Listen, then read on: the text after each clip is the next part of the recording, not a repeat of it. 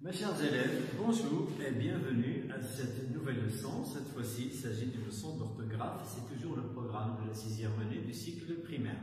Alors, comme d'habitude, voyons ensemble le support suivant. Il s'agit d'un petit dialogue. Monsieur, est-ce qu'il y a un arrêt de bus ici? Oui, bien sûr. Il est tout près. Où? Derrière le marché? Non, il est juste là, à côté de l'hôpital. Alors, voyez bien ici que dans mon texte, il y a quelque chose qui manque.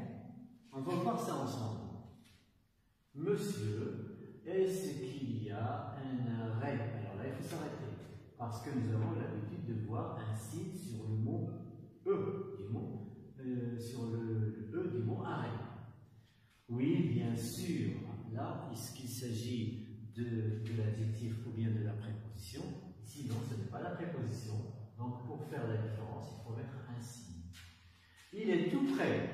Ici, j'entends le son est. Donc, je dois le marquer par un signe. Où? Là, ce n'est pas la conjonction de coordination, mais il s'agit de verbe interrogatif où. Derrière, alors là, ici, j'entends aussi le son est. Donc, je dois le marquer derrière le marché. Et aussi, pour le marché, j'entends le son est.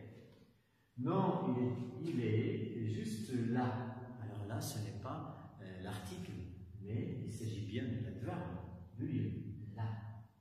À côté, aussi, ce n'est pas l'auxiliaire avoir, non, c'est une préposition, donc je dois la différencier de l'auxiliaire. Je dois mettre un accent. À côté, là aussi, on a l'habitude de voir les signes suivants sur le mot côté. De l'hôpital, sur le haut de l'hôpital, il y a toujours aussi un signe. Alors maintenant, c'est juste.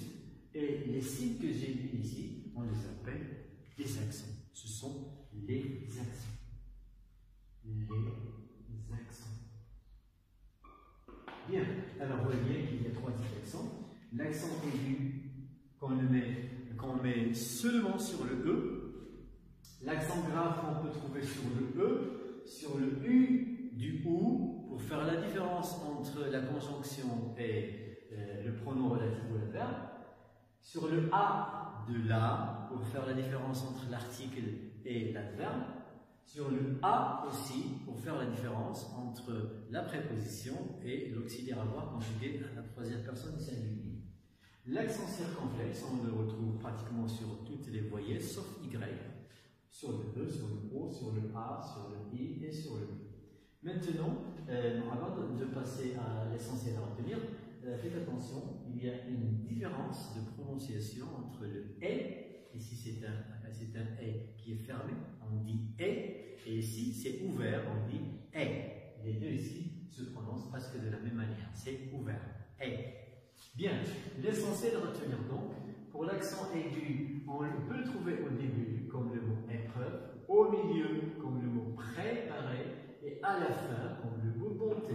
Et attention, l'accent aigu, c'est le seul accent qu'on peut mettre sur la dernière lettre d'un mot. C'est-à-dire qu'on ne trouve jamais l'accent grave à la fin ou bien l'accent circonflexe sur la dernière lettre.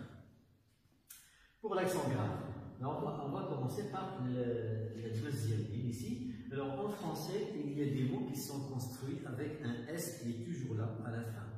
Comme le mot accès, excès, succès, trait et heureux. Alors là, quand le mot prend un et à la fin, le son est, il faut mettre un accent grave. Pour les mots où il y a une syllabe, où il y a un E qui ne se prononce pas. Ici, je dis père, je ne dis pas père-eux, non, je dis père, donc le E ne se prononce pas. Donc ici, le E qui précède doit porter un accent grave. Père, mère, nièce, siège, achète, etc. Pour l'accent circonflexe, il n'y a pas de règle à retenir, mais il y a des mots qu'on rencontre souvent, comme le mot forêt, fenêtre, bête, tête, vêtements, rêve, fête. Alors au moins, ces mots qu'on retrouve souvent, il faut les écrire correctement. L'accent circonflexe se trouve aussi sur le A, dans l'exemple du mot grâce, drôle sur le O, flûte sur le U, maître sur le I.